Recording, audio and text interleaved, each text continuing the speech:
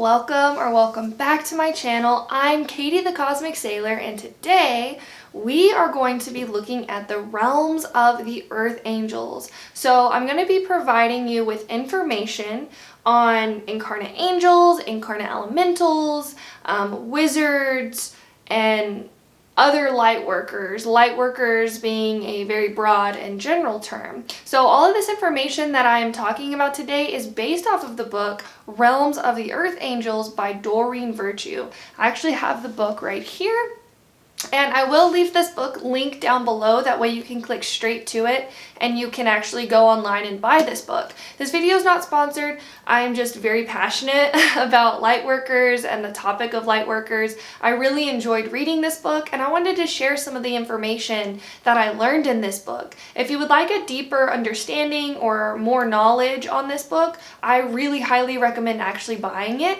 and reading into it. The things I'm going to be talking about are really the main points and the main things that are mentioned in this book. So I want to start out by saying that Earth Angels or light workers incarnated with the purpose of helping heal the planet.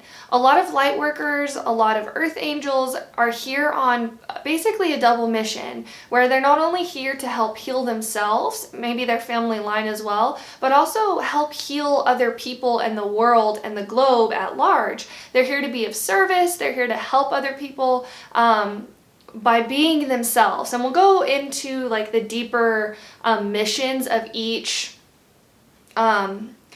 incarnate Earth Angels. I also want to say that we are all sparks of the divine. We all come from the same loving awareness, but each life that we live does have an impact on our soul. Our own life that we live in this physical incarnation that we are right now has an impact on our soul. It has an impact on our physical characteristics, it has an impact on our personalities, and that's really where this idea comes from, that past lives that you've had maybe not have been human and may have been in other realms, and those realms may have had a deeper impact on your personality, on your physical characteristics. And that's why also like physical characteristics of each elemental or of each Earth Angel can come through and be expressed through not only our physical body, but also through our personality, through the things that we struggle with, and through our mission. So I'm going to go through each realm, and I'm going to talk about the physical characteristics, the personality traits, the struggles, and the main mission of each realm. If you feel like you belong or resonate with more than one realm, that's totally okay. We've had more than one life, we've had multiple lives, and you could have had multiple lives in each realm and picked up certain things or certain traits that your soul enjoyed from each realm. And I will have the timestamps linked down below. That way, if you feel called to a certain realm or you have a feeling that you belong to a certain realm, you can click straight to it. So without further ado, let's go ahead and get straight in. So the first group that we're going to talk about, the first realm, is the Incarnate Angels. So the physical characteristics of Incarnate Angels: they tend to have light or highlighted hair. They tend to have really round, heart-shaped type faces.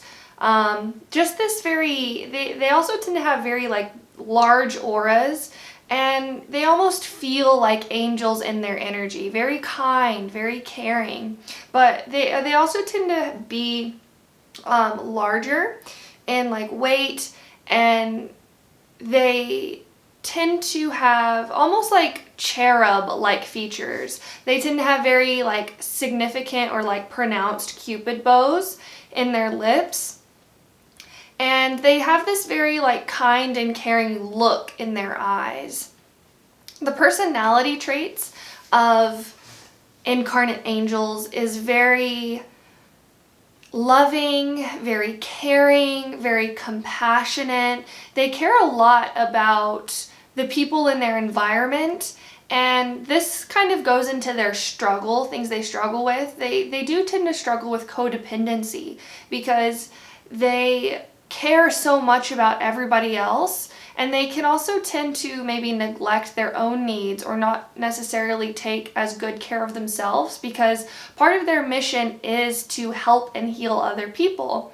Incarnate angels tend to be teachers, they tend to be nurses, caretakers, people who really look after other people's needs.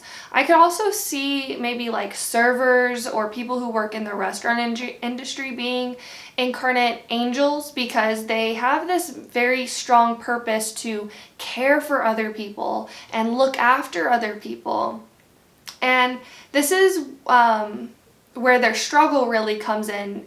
They also tend to struggle with maybe overeating as well, as a tend to maybe cope with feelings or the codependency issues that I mentioned before, but also overeating as a way to protect themselves and shield themselves from outside energy, because they are very sensitive. They're very highly empathic. They're very aware of how other people feel, and they almost want to cater and care for other people. And when people don't necessarily receive this, they tend to be very hurt by it, and so they tend to struggle with overeating issues, because they're trying to shield themselves and protect their energy and protect their aura, if that makes sense. Something that the incarnate angels also tend to struggle with is maybe staying in relationships for longer than necessary. They have this very strong mission and this strong sense to help people, especially people who may be struggling with alcoholism or addiction or things like that. They really want to help those people, and they really want to uplift those people. I feel something that incarnate angels are here to learn would also be what you can and can't do when it comes to helping other people, especially addicts or people who are struggling with deeper internal issues.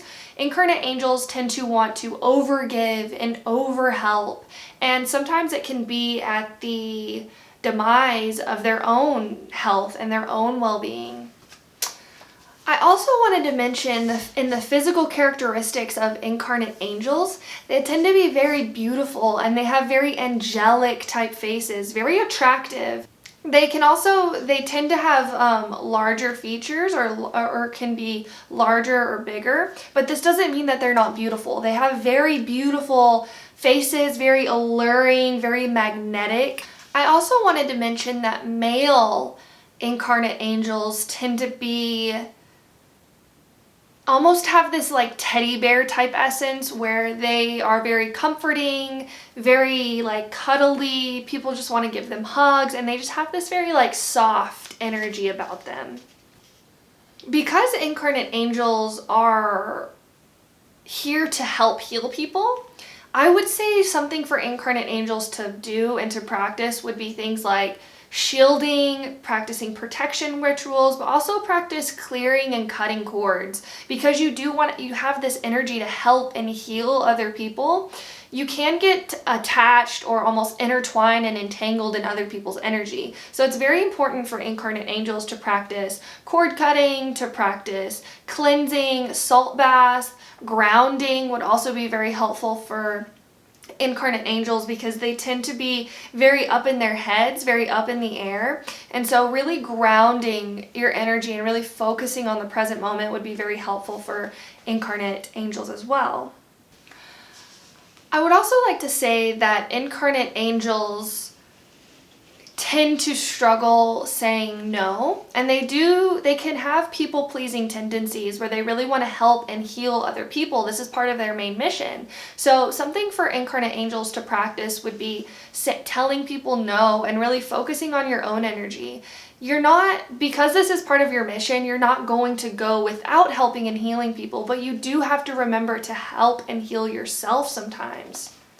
But the main mission for incarnate angels really is the helping and healing professions. This could be being a nurse, this could be being a teacher, a school teacher, working with children, a doctor, even healing animals could be part of an incarnate angel's mission.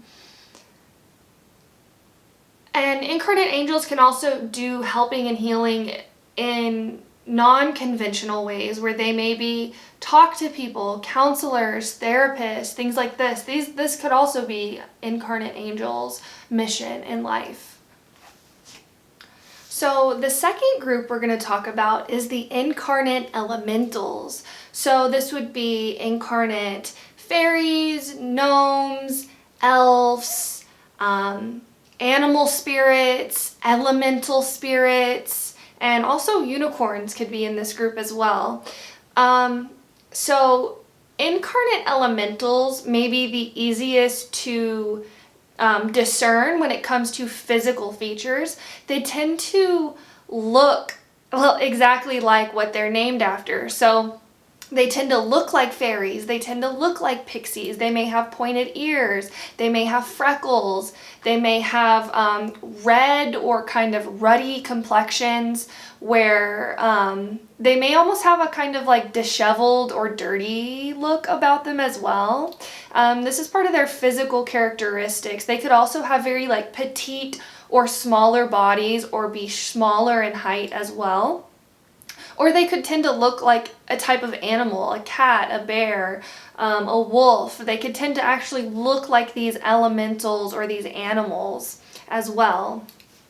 The personality traits of the incarnate elementals, they tend to be very joyful, very playful, very connected to the inner child. They just love to play and have fun and be joyful.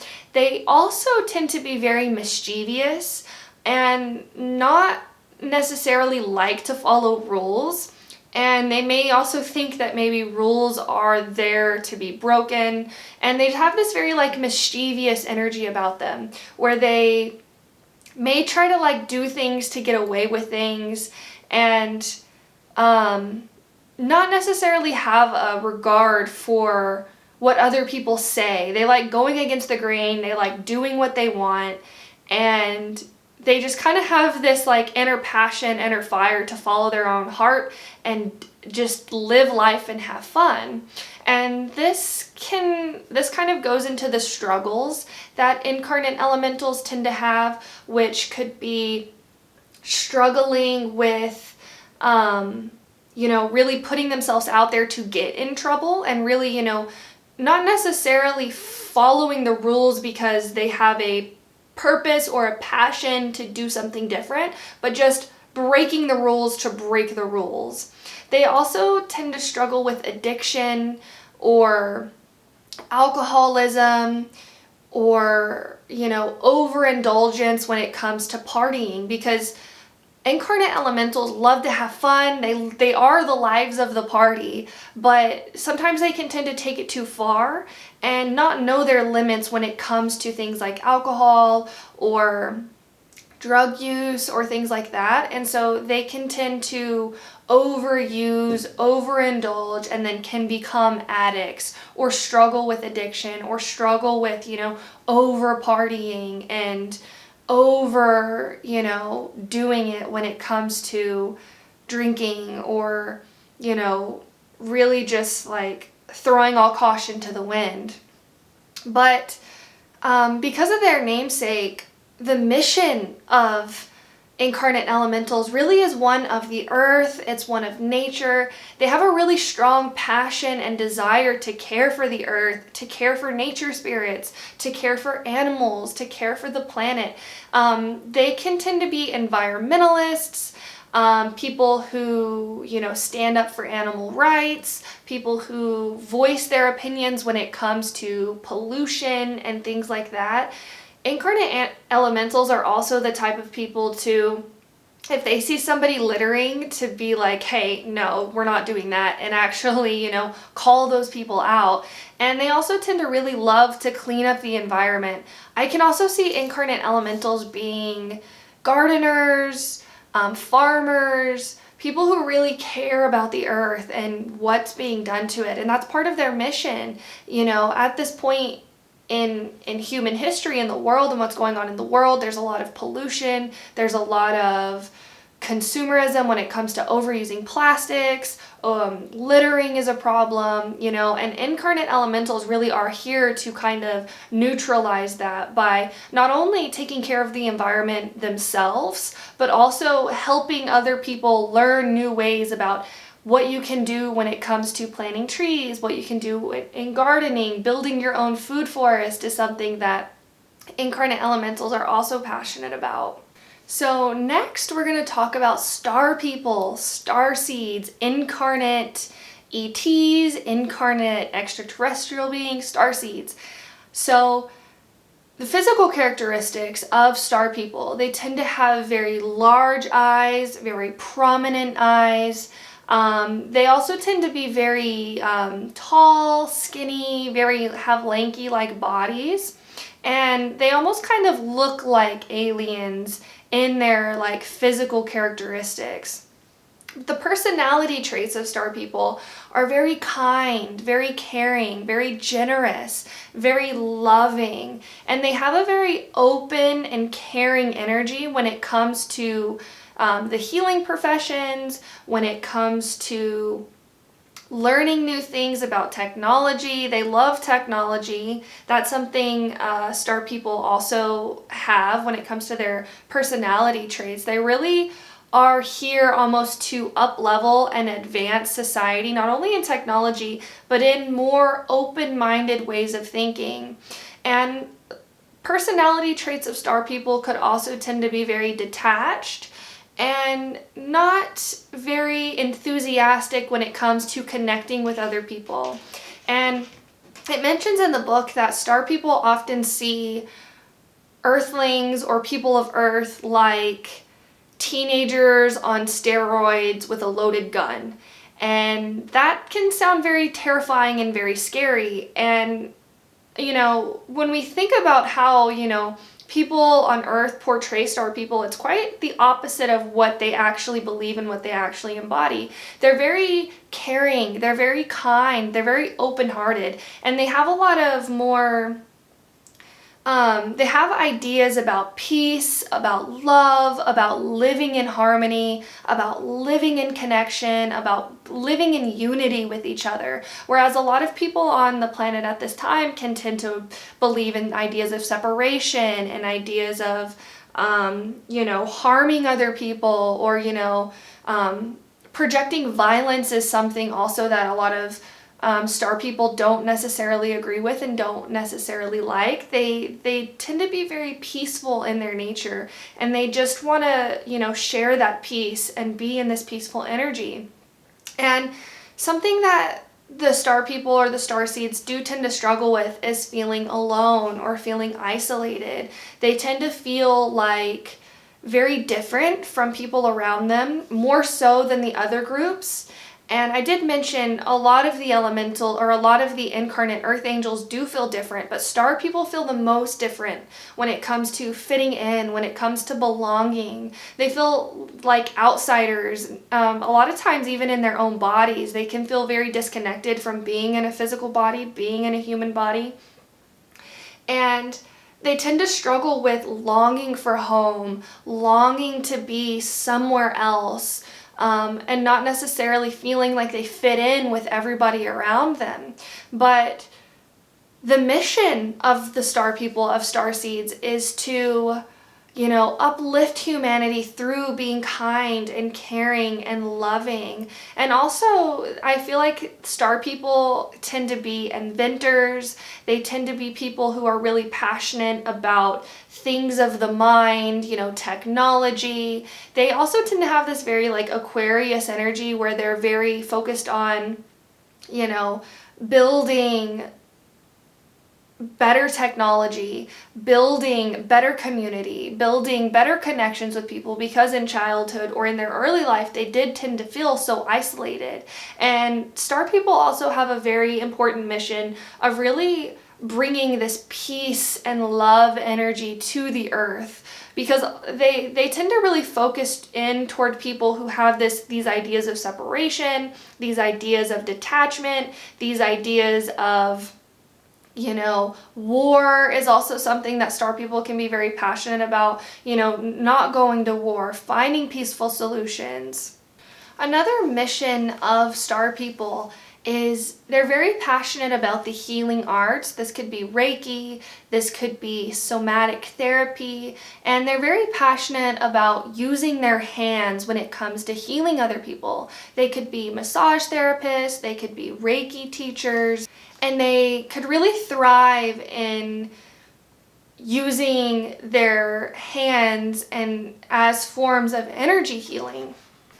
Star people are also very attracted to hieroglyphs, sacred geometry, sacred symbols, sacred codes. They also tend to be very attracted to ancient Egypt and the pyramids as well.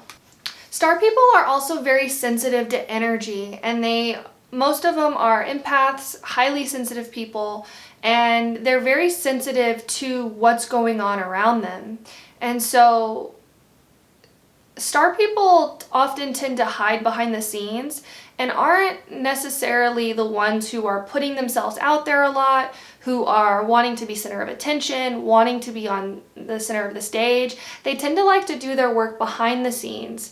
It also mentions in the book that they're more likely to be directing a movie than starring in it. They're very much so focused on what's going on behind the scenes and making small shifts and change inside themselves.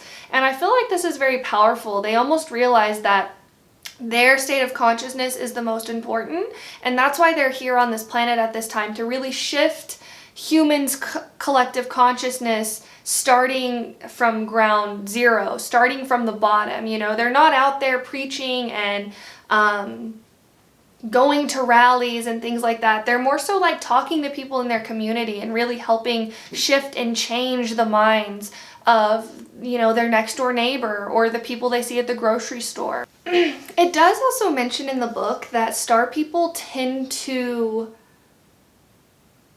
go towards the ocean. They like to live near the ocean. They like to be in the ocean, and it's almost like a recharge for them, or a way to energize them and really get them comfortable being on Earth. The ocean is very powerful. And it's interesting too, because if you look into a lot of like UFO sightings and stuff like this, a lot of them happen around the ocean, and a lot of UFOs can be seen going in and out of the ocean, which is interesting because star people, resonate with UFOs, and they resonate with extraterrestrials and alien type beings. And so it's interesting that those two are correlated.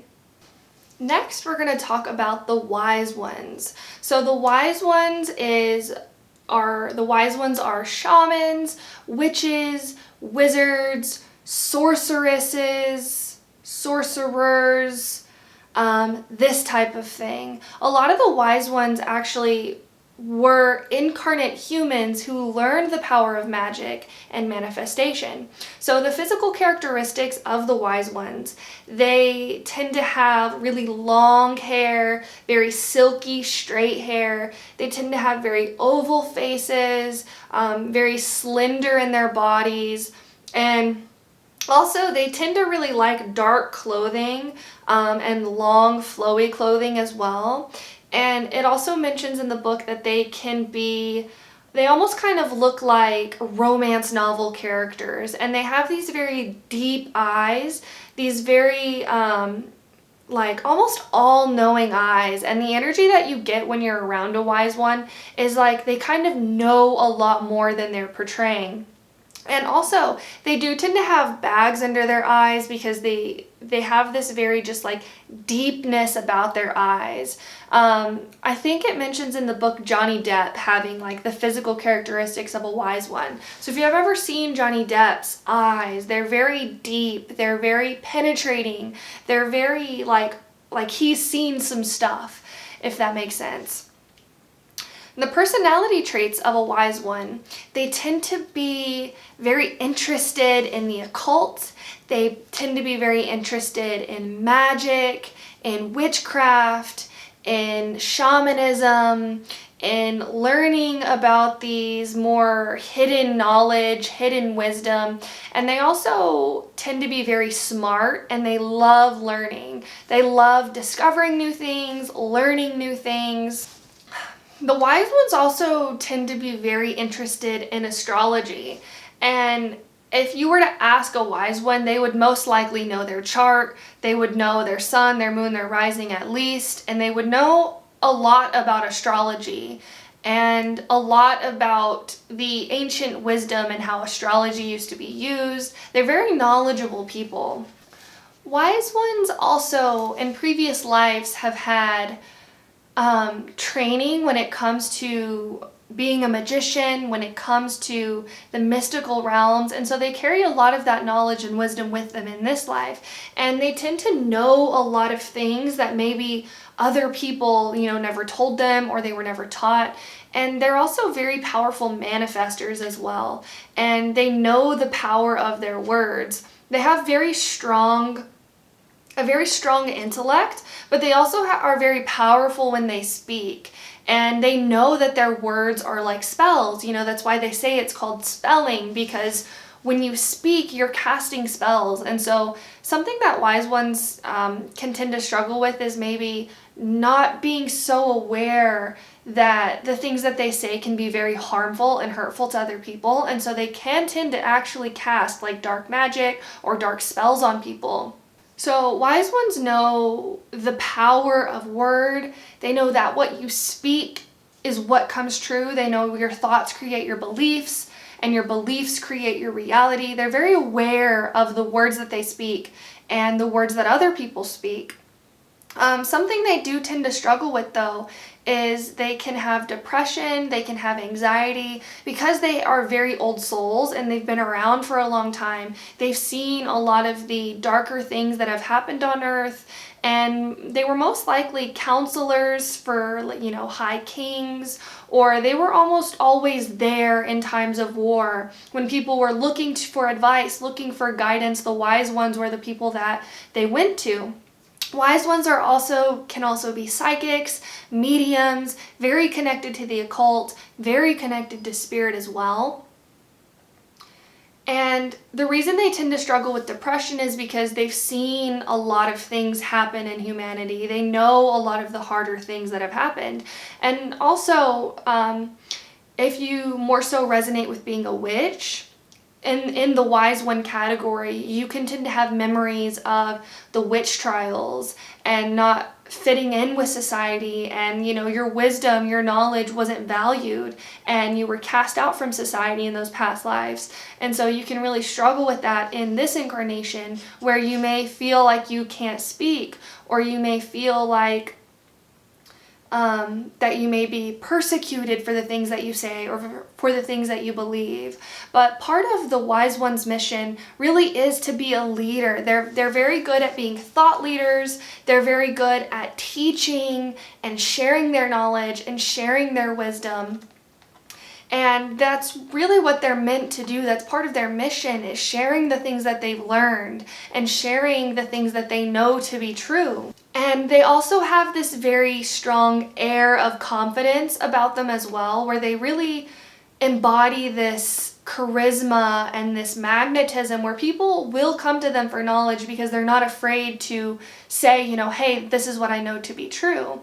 And if you resonate with being a witch in the wise one category, this is something that you may be healing in this life, just because in the past lives of being in the witch trials and things like that, you may have been persecuted for the things that you have spoken, and so you're relearning that. But overall, in the wise ones category, they're meant to be confident, they're meant to be leaders, they're meant to share their wisdom and their knowledge and the things that they have learned.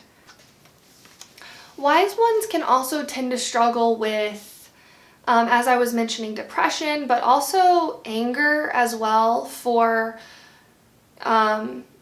the things that they have said maybe not be taken as seriously as they wanted them to, or people not understanding the power of their actions. Because wise ones are meant to teach and share their knowledge, if they're around people or in environments where their knowledge isn't valued, or the things that they say aren't taken into consideration or into heart, they can tend to get really frustrated and angry, because they know how powerful the things that they say are, and they know the strength and wisdom behind the things that they've learned. And when they share it with people who don't reciprocate or who don't understand, this can tend to lead to maybe anger problems or struggling with a temper and not feeling like you're understood.